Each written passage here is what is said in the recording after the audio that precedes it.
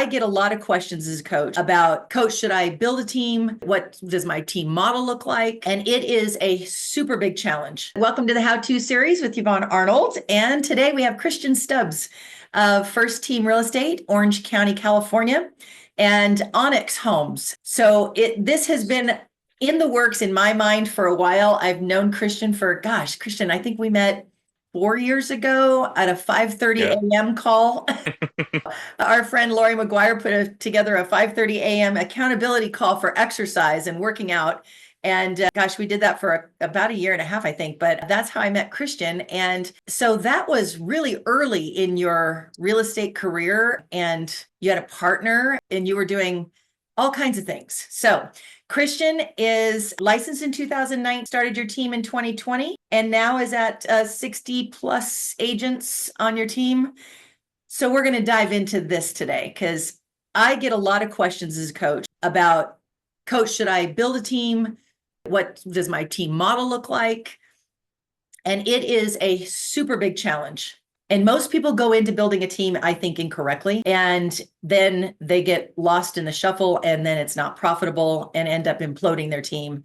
And many start again and others never start again. So I really want to dive into this subject today because Christian, I have ultra respect for. First off, you're super smart. And I was just impressed with how you think because you're very pragmatic. You think through things heavily. You're like the alter ego of a realtor. You're the operator, I think, more than the sales guy. Though you know how to sell and you're a very good salesperson, you are the business side of it. And I think that right there sometimes determines the success or failure of somebody who's a team lead. So tell me about your journey, starting with 2009 licensed. What'd you do before? I'll give you the short version and you can poke and ask questions where you have it. So when I graduated college in 2015 and accidentally got a job in the dealership business working at an RV dealership. I did that for 4 years. I moved into the finance position rather quickly, where I got a lot of very high rep experience on sales pitch and finance and numbers and stuff like that. And the reason I got my real estate license, ironically, was because RV loans are really hard to qualify for. So we'd have all these people with really good credit with no income that could not qualify. So we would just send them over to somebody, a loan officer, to do a cash out refinance in their house. And then that's how they would buy it. And I was like, well, shit, I can get my mortgage license and make another 100 grand or 200 or whatever doing that also. And in California, you have to get your real estate license prior to your mortgage license. And I just hated that job so much. I got all the way up to taking my mortgage test before I was like, I'll just be a realtor instead. So that was my thought process getting into the business. But that was in June of 2019, I started and bumped into walls as like solo at a traditional brokerage for the first 5 months or so. And then I partnered up with my ex-business partner, Larry, we partnered up in the beginning of 2020 and started a team. And the agreement was like, let's just go. I'm only doing this if we're going 100 miles an hour. It's kind of my personality. And we said, yep, let's do it.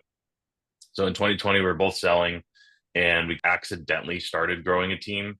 I did personally 24 transactions my first year for something like 350,000 GCI. My second year, I did 780 in GCI. And then I completely stopped selling.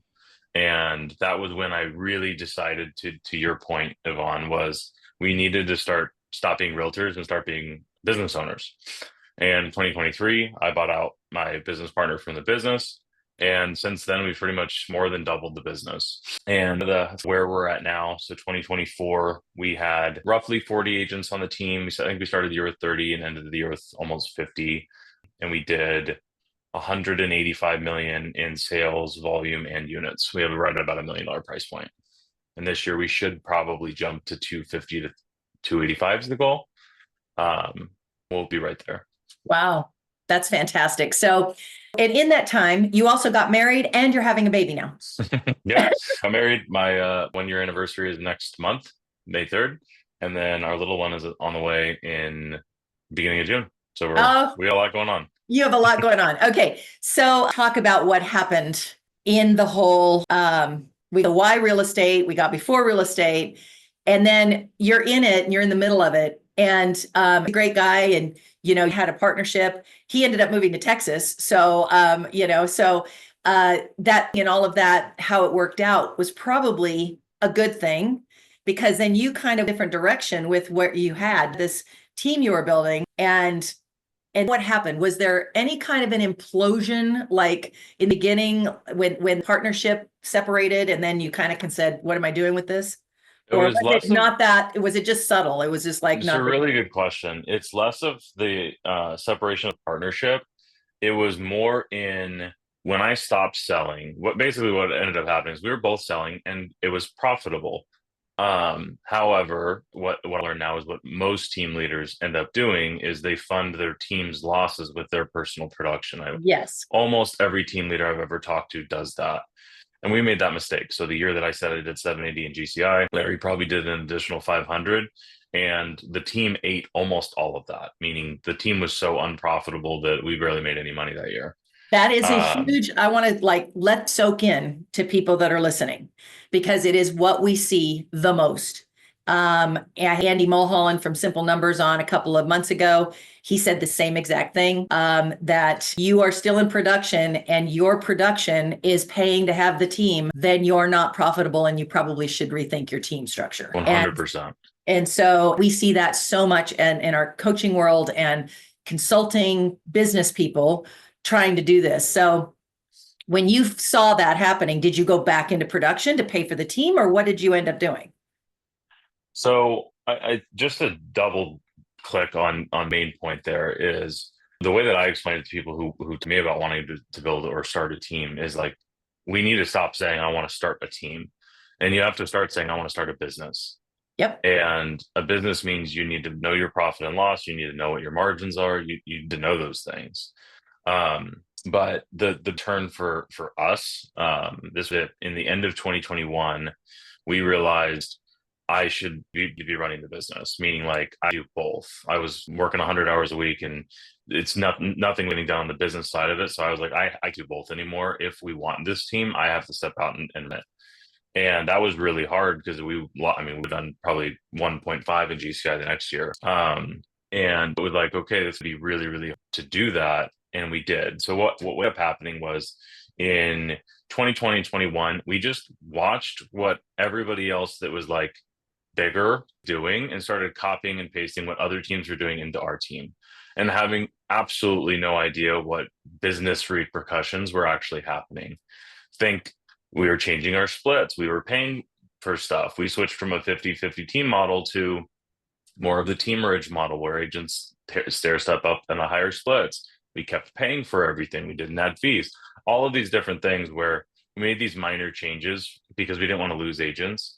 And fast forward 2 years later, the business wasn't profitable. We were making no money, and all those agents were left. So my next question, it was funny because you just tapped on what my question was. It says, who did you follow into the guidance of building a team and the structure and the mistakes to avoid, and the mistakes worked and what didn't work. And so you just basically covered that question, and you followed everybody else instead of doing the opposite of what they were doing. You were doing what they were doing. And then you found out for yourself that it was not a profitable process. Yeah. Then what happened? So when I took over running the business, what I looked at was we were just acquiring, we were like selling on joining our team. And like, here's what we offer, all this fancy stuff. And what ended up happening was what we attracted was agents that just wanted leads basically and hand holding. So no standards, no whatsoever. And we just said, you know what, we have to change this. So we looked at our team roster and we said, what did all of the successful agents actually have in common? And if you know anything about how we run our business, we use Follow Up Boss and we use the point system. We looked at it and it was like, well, if you're not familiar, Follow Up Boss tracks activity, and message is worth 1 point, and if phone calls worth 10, and so on. And we just found that every single agent that was successful was above this benchmark. We're like, well, why don't we just make that the standard? And that's what we chose to do. And what we did was we rolled it out at a team meeting, and I just got up and I said, hey guys, we screwed up, to a room of 40 agents. And we just said, what we're doing is not working for most of you. For some it is, and like, that's awesome. But here's what we're going to implement. And we implemented standards, putting it as simply as possible. We said, if you're not willing to do this, we're not willing to offer all the stuff that we've always offered. And of the 44, whatever it was, needed to leave. In 30 days, 33 of them left on their own, and I only had to fire one. Okay, So so we call that self-selection. Yeah. Okay, basically, to recap, you used your CRM, which is built to do that for accountability. These CRMs are built that way, whether it's Follow Up Boss, Sierra Interactive, Chime, or what is it, Lofty now. Any of those are built to track accountability. So you just went in very simply and determined who was actually using the product, because that's one of your KPIs, and then went a point system. Now, the point system, you kind of yourself, or it's built into Follow Up Boss. It's already there. Okay, so you just used what's there and then said these are minimum standards. We talk about minimum standards in our world of accountability and consulting and coaching and all of that. I'm not sure everybody really gets it though. So when you said you set minimum standards, you laid it out to all 44 agents and said, starting today, this is what the standards are. And then within about a 30-day period, they self-selected because they were like, I don't want to work those minimum standards. I'm out. And you didn't have to fire anybody. See, and I think that's easier than most people think. Yeah. Because they don't want confrontation, they want to confront that and make it a bad deal. And we always say, there's an old saying, be careful of the toes you step on today. They may be attached to the ass you have to kiss tomorrow.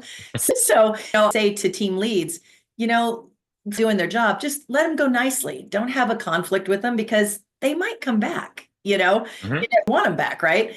And so when you have this happen and you let all those people go, what was the gut feeling you had? Because that is the team leader issue.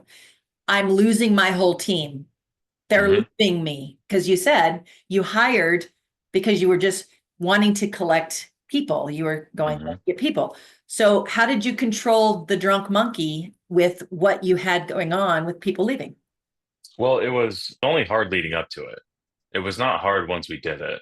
It was a relief once we did it, to be honest. And the minimum standard didn't affect anybody that was actually selling. So for real life numbers, we from something like 44 agents down to 12, I think was whatever the math is there. I think it was 12. And we lost 10% of our production. That's it. Yeah. That's it. Because 80% of the people were doing 80% of the business. Right. Yeah. And the ones that left should have never been hired in the first place is the reality right. of it. So what really changed was, and I'll back into the partnership buyout, because we do see a lot of partnerships explode. Yeah. And I don't go too much into detail because really talk very much about it, but the immediately was we changed. This is the part that I think is important, is when we implemented these standards, we still have them to this day. And we were just at our Hall of Fame event for our top producing agents last night, and they were talking about the point system. Like they're like, I hate it, but I get it. It's just part of our business now. And what ended up happening immediately afterwards was everybody that we recruited from then on forward was being recruited to, this is how we do business. As we have these minimum standards, this is how you be successful, as you hit these minimum standards. We have never seen an agent not hit these standards and be successful. So just, this is how we do business. And every single person that was recruited into that, they came in with the expectation that this was the bar. So the bar just inherently got raised by every single person that came in, because that minimum was now a minimum. It wasn't like this big thing to shoot for. It was like, no, if you're not doing this, like you're not going to succeed. And my point to that is, what I don't see very many team leaders do is tie in why agents on their team are successful from advertising to the recruiting funnel, and then reinforcing that to the agents that are already on the team. I think that's one huge miss in the recruiting funnel for a lot of team leaders. Explain that a little bit more detail. So in the last year and a half, I've gone really into the rabbit hole of marketing, just learning actual marketing, direct to consumer marketing, which is the business that we're in. And the more coherent your message is from beginning to end, the better. So for example, when you're making content, I am speaking to an agent that is either brand new or experienced and plateaued that needs to kickstart or restart their business. All of my content is geared towards somebody that's a good avatar for my team. And when they're listening to a YouTube video that I make, or an Instagram, or whatever it might be, they get on my email list. and then they were to get into our recruiting funnel, it's all completely cohesive. And once they get onboarded, we set the expectations up front of, hey, we only hire agents that are willing to follow our process and that are full time and that actually want to work. And these are the minimum standards. These are all the things we offer. As long as you hit the minimum standards, you get everything. And in the onboarding, we reinforce that again. Then on the team, we reinforce it again. Every single week at our team meeting, it gets reinforced more. And it doesn't have to be complicated. We literally built the entire how we do business or really around that point system, as crazy as that is. Well, like I said, then the agents they're self measuring either. They're those benchmarks because, as they say, A players want to be with A players. 100%. Don't want to be on a team with C players, even B players. That's to absorb sometimes, right? But in a sales kind of business where you go broke if you're not that salesperson, driver, A player. And you shouldn't be in the sales side of it. Maybe you should be, operations side. Maybe you should be in the ISA side or the marketing side. I think everybody gets into real estate and gets a license thinking they're going to just sell real estate. And what we now know, which we didn't know 20 years ago, 30 years ago, is that you really have a personality type that fits at a higher level for sales. And do you do any of that disprofiling or anything like that? We used to a lot, and we used to lean, I don't say heavily on it, but like we used to factor into decision making, and we don't anymore. I have found after recruiting hundreds of agents over the last handful of years, I have no idea if somebody's going to be good or not. I just don't. Sure. Part of it is some of the most talented agents that are most talented, maybe sales potential, let's say, that I've ever sat with are those who just never do anything at all. And the ones that I never in a million years thought would have been really good at selling real estate are crushing. I think the personality profile is about maybe 15 to 20% of what they really are. And then it's their background, it's their motivation. Motivation, the confidence, and just the willing to do the work. Yeah. Because especially in an interview for a real estate agent is like, if you're talking to somebody in an interview can say all the right things. There's that aspect of it. The second aspect of it is somebody can be really motivated and do all the things for a week. And in real estate, especially in a market like ours, where it really does take all of 6 months to ramp somebody up, I don't care what your experience level is, minimum of 90 days, probably more like 6 months. Just stay motivated for 6 months when you're not getting paid. Yeah. The cost of living, like, a lot of people are spending 5 to 10 grand a month and burning that. Yeah. If not making any money, it's hard. So I look for a lot less of that. And we have just made it incredibly clear through our recruiting funnel. And then when they're on the team is like, we look for two things. We look for, are you willing to follow our process? Because what we do obviously works. And two, are you actually willing to work? It's very simple. That's how simple it is. And I think one other thing I with hiring as well too, and then on disc profile, I do look at that way more on employees. Yes. W-2 employees, I do look at that. Is this like, am I going to hire a C person to be our receptionist? Like, probably. Right. Because so people know their analysis paralysis. They never get anything done. Right. Or you're going to hire a 99I and they're going to disrupt the whole office because they're chatty Cathy, And so, yeah, you definitely need that in the operations side of the business in W-2. I agree. So this back to, you said you build content for the whole funnel, down to the whole funnel, but you sit around attracting agents. Mm-hmm. Build the same type of funnel to attract buyers and sellers. 100%. And they're two separate categories. Like you are content over here for agent attraction and you're building content over here for buyer and seller attraction. Yeah. How do you do that? How do you pump out that much content? There's a lot of different layers to it. One thing that I think is important to for people to do want to have a team is there's 3 brands for our business. And I'm not saying every business has to, or team has to have this. We can choose what to do with my personal brand. So I think this was easier for us because I only sold for 2 years and I didn't really make very much content while I was selling. So we chose to make my personal brand all agent facing. My brand is to attract agents and talk about the stuff that I actually enjoy.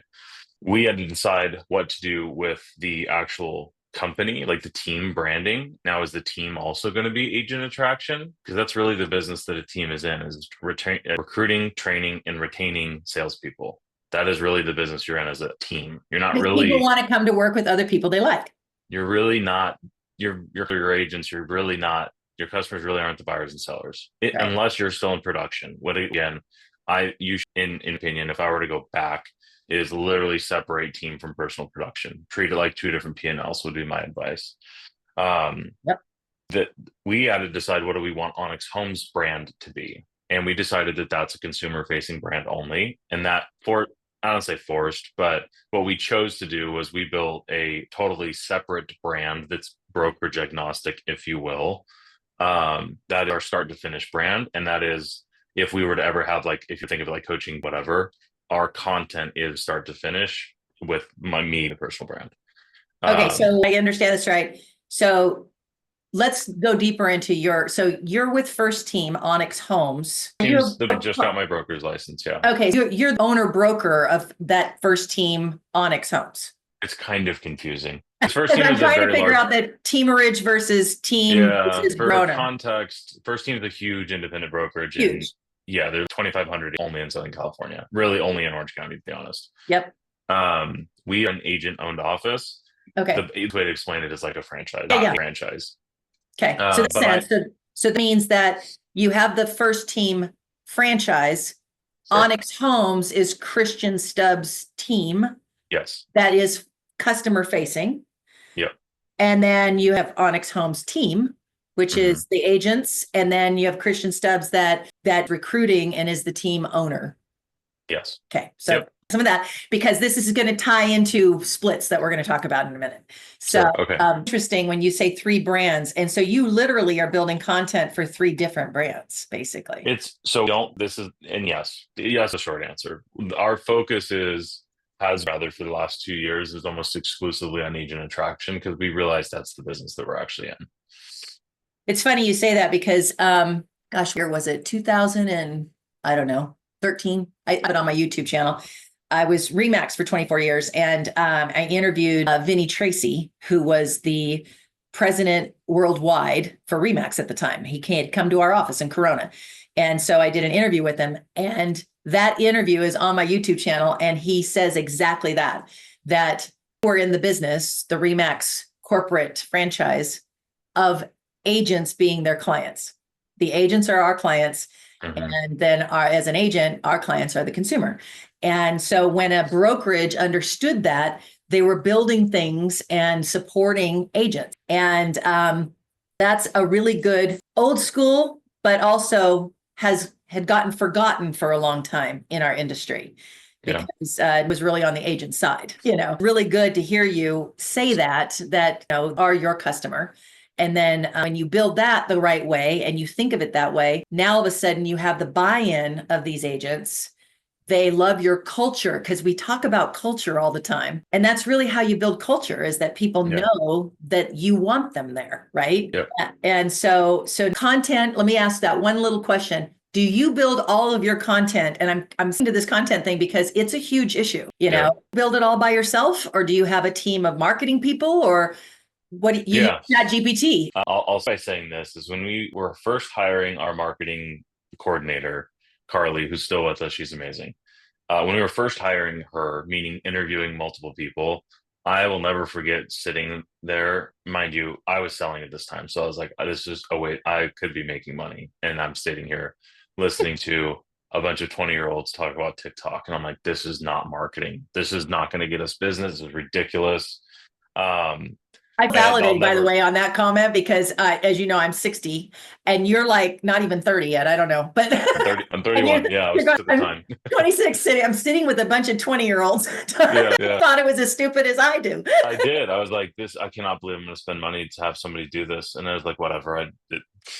Anyway, we had a marketing person for sure, but it was just, my point was that's how I felt about content 5 years ago. And I have swung absolutely on the opposite side of that in the last year, because I've seen the impact that content has had. Just in the last 18 months, I've seen a difference in it, or impact rather. And because people struggle, before I walk through like how I actually make content, I still struggle with this. It's like, I'll look at start to finish YouTube channel, which is the agent facing stuff. And I'll be like, this video, such a good video. And I have like 75. And I'm like, why am I wasting my time doing this? And then when I'll have 5 recruits in my office and 4 of them have watched 15 hours of my YouTube channel, I'm like, okay, those views are all the right people. Yep. I just need to keep doing it and not worry about my feelings because they don't matter. Right. How do I do it? It's evolved, but I think how I do it has helped me stay very consistent because we've been making content now intentionally for 2 years. We've been making content for 3 years. So here's what I do. On Monday, I write my emails, and I would advise anybody, especially if you're still in production, if you're not sending a weekly email to your database, you are out of your mind. And like a fluffy newsletter with nonsense. I mean, words. So on Monday, I pick a topic, and I'll just say consumer facing. So I'll pick whatever the topic is, and I will write an email. On Tuesday, I then take that email and I use that as a video script. So I write it on Monday, and then I film it on Tuesday. And then I send it to my marketing team, which for now my marketing team is, I have my Carly, who's our director of brand. She has a marketing coordinator, which is a virtual assistant under her. Danita's been with us for a long time. She's amazing. We have one editor now, and we're hiring 2 more in-house. So by Friday, it's fully produced, ready to be sent out on the newsletter.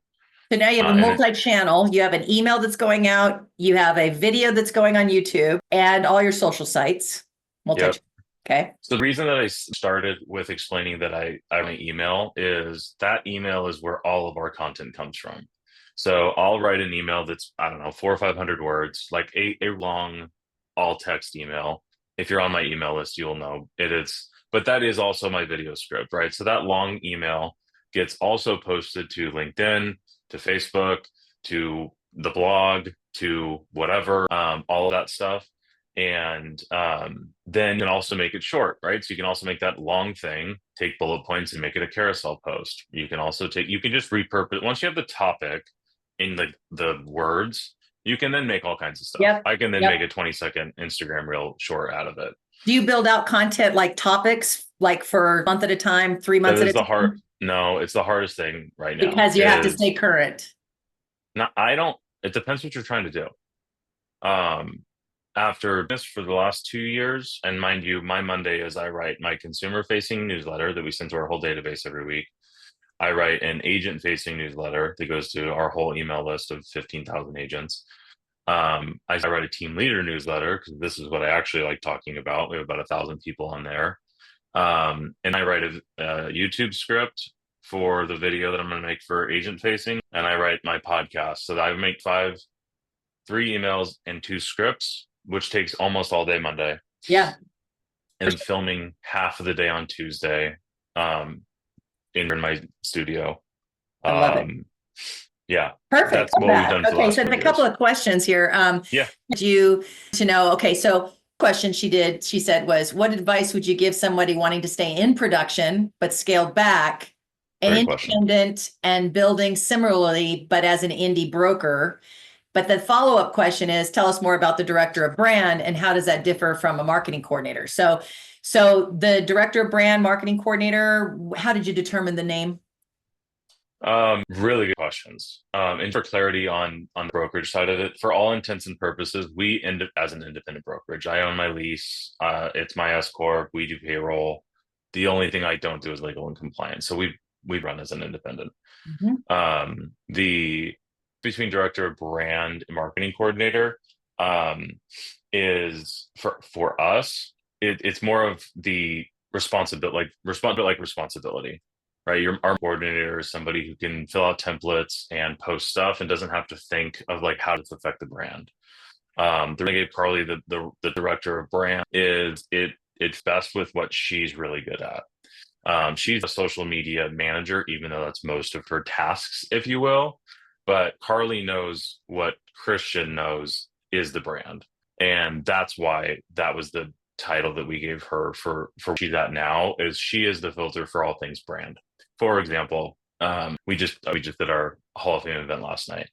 I don't have to be involved in planning anything because Carly is the filter for is this Onyx Homes or not?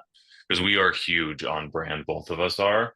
And I 100% explicitly trust her on making sure everything is on brand because she knows how important that is. That's the difference between a marketing coordinator is task, more so task associated versus I don't have to worry about the embroidered jackets that she got. Are they up to the quality? Is that, the stuff.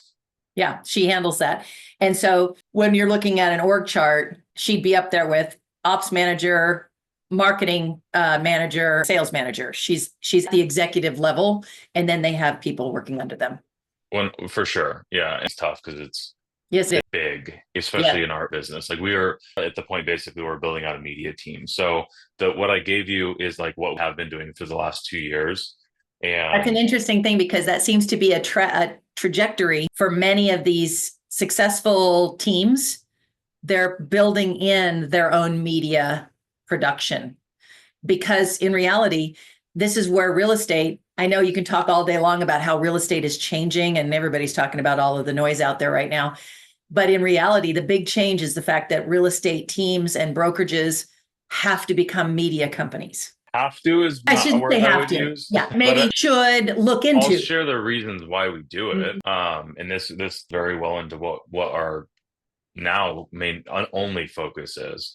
The reason we do it is it makes a big impact. Yeah. Is you can increase your conversion rate by 20%, meaning like you get a 20% bump in conversion rate because you have media assets that convert people.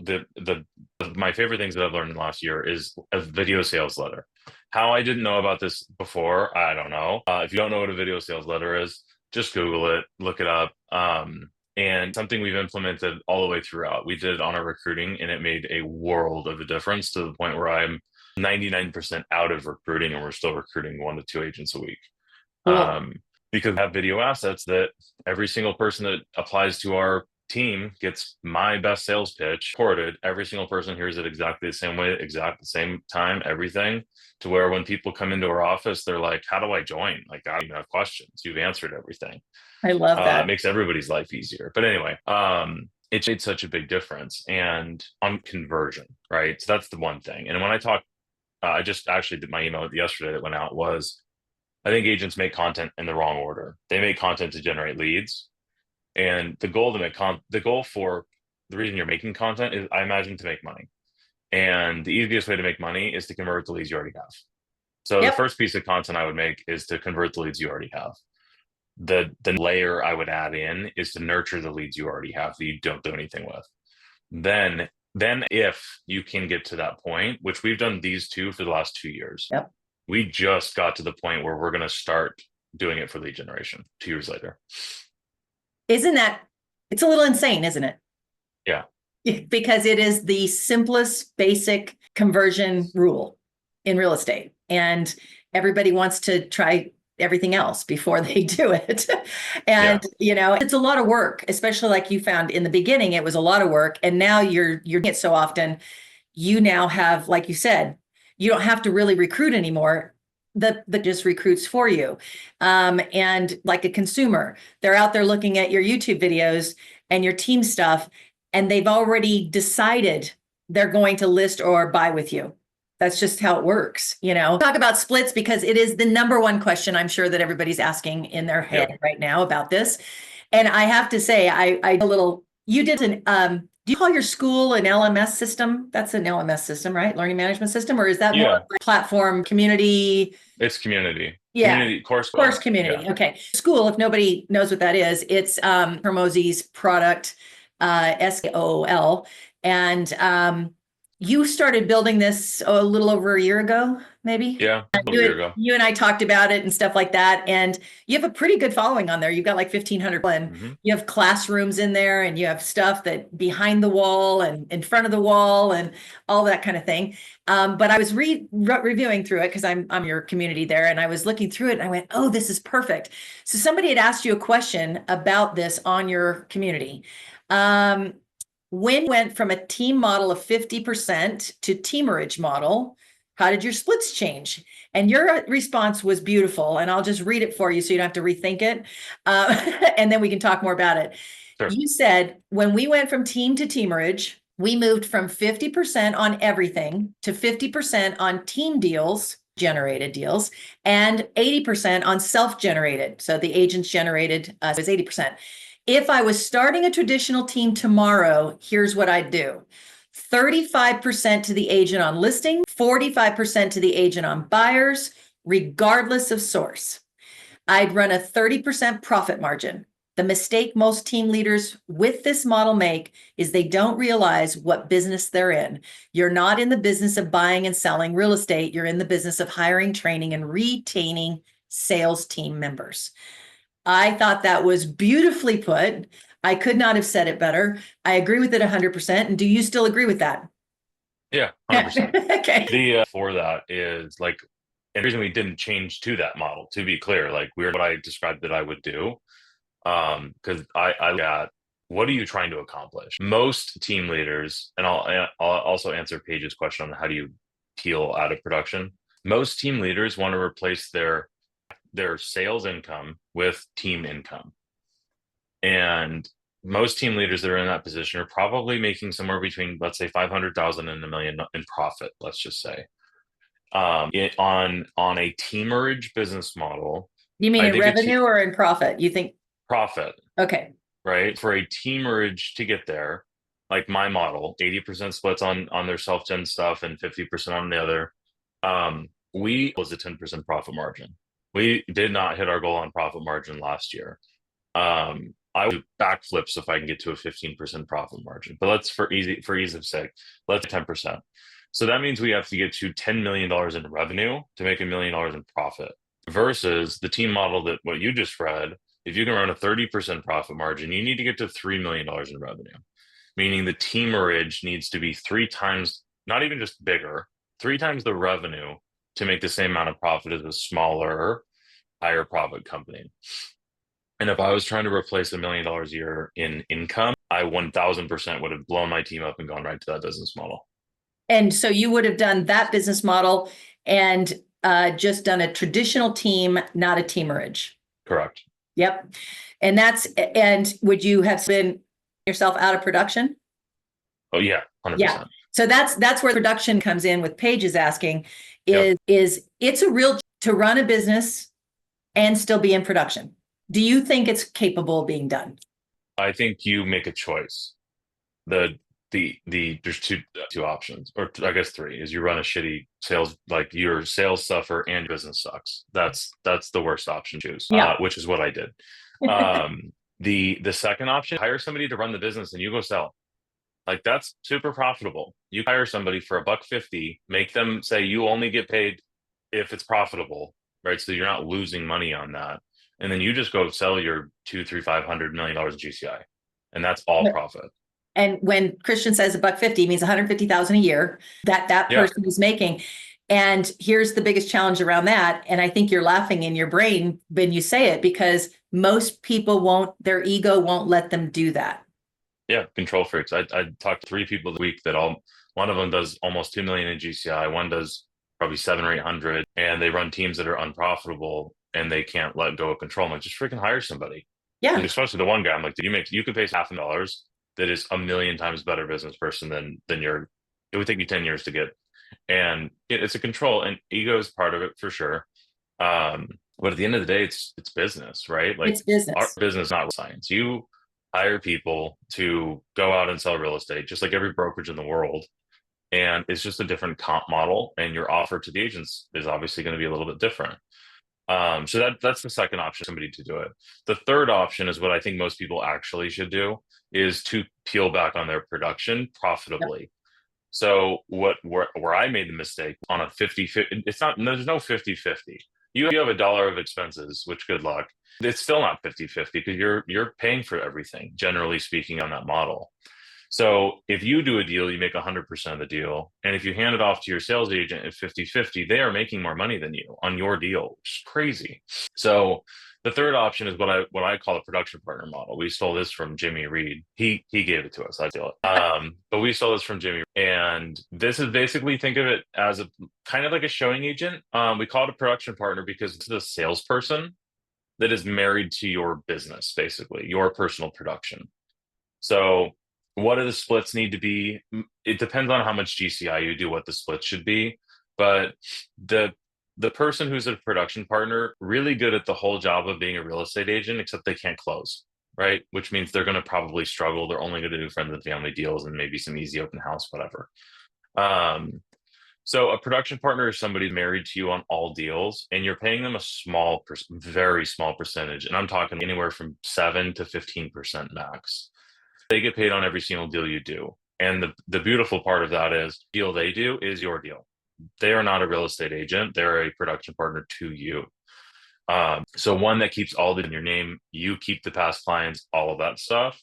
And it's really profitable. When you're only paying out 7 to 10%, 15%, whatever it might be, you're retaining 85% of that deal.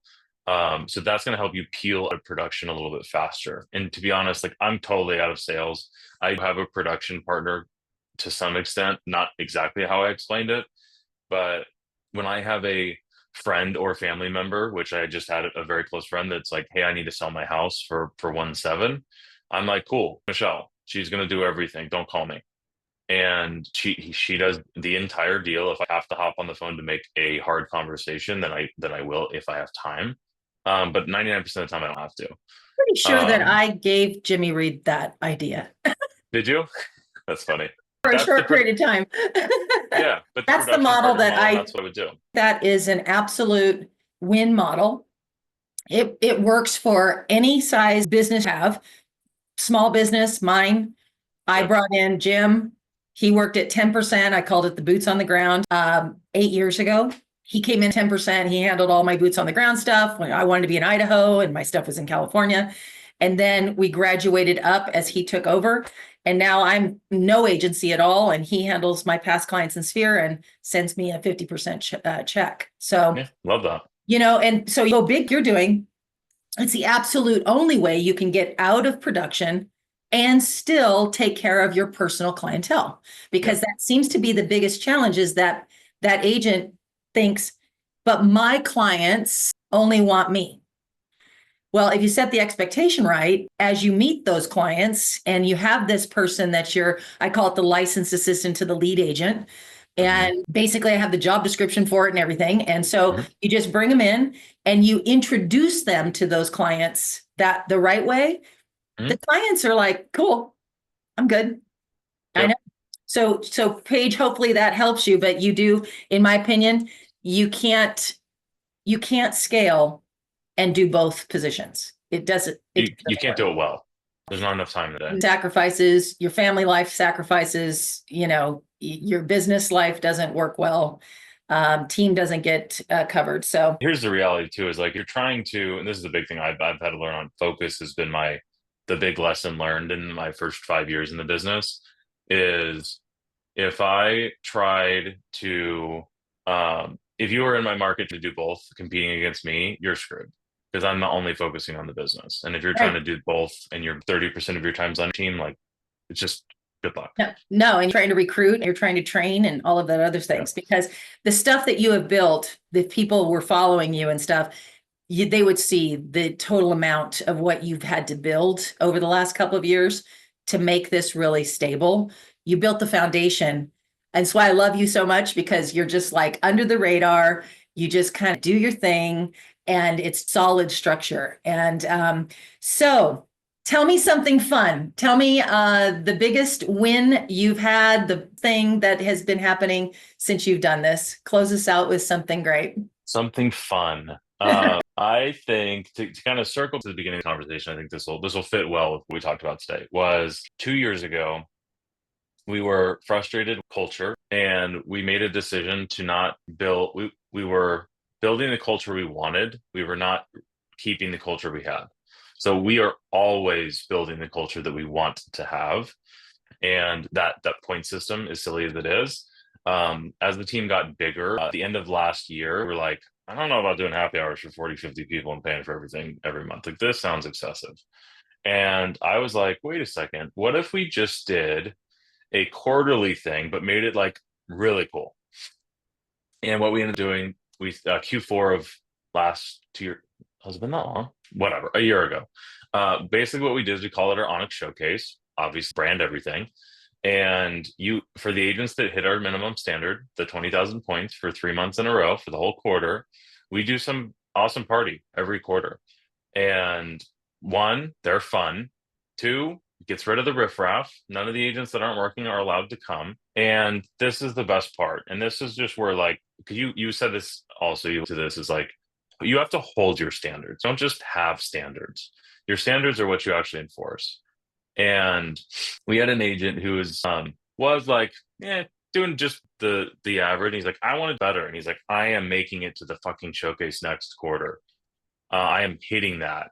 And go figure, he's like the #1 agent this quarter. And that was last quarter he said that. So what was one of the events that you did?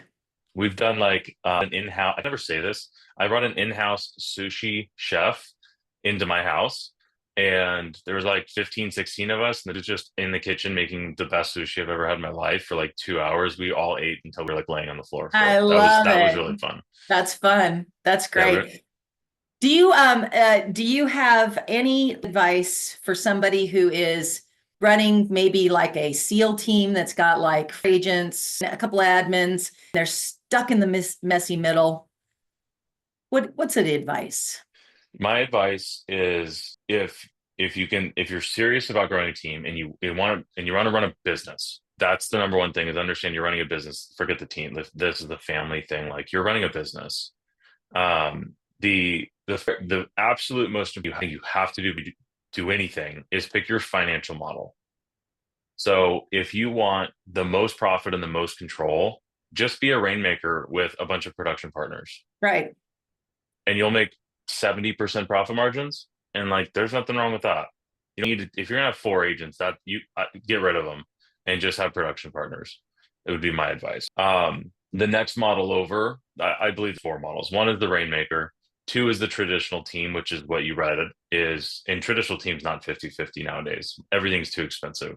Yep. And if you want a 30% profit margin, you're not going to be able to do that on 50% splits the agent. So that'd be the traditional team model where you're running a true 30% profit margin. The third model would be where we're at, where we have team leads and raised splits for self-gen, and then traditional brokerage. And if you choose to picking that first, I think is the absolute most important thing, because you really can't make decisions. You shouldn't even make decisions on what do you offer to your agents before you actually choose that model. No, and they do. Everybody does. And I go, why'd you do that? You don't even know if you can afford that. Yeah, 100%. Yeah, I agree 1,000%. Christian, this is fantastic. I was so excited to have you on today. I cannot wait to get this recording out, and I'm sure everybody's going to gain a lot of knowledge, and I can't wait to see what you do next. Yeah, we got a lot of. I'm watching. I love it. Thank you so much. Thanks, everybody.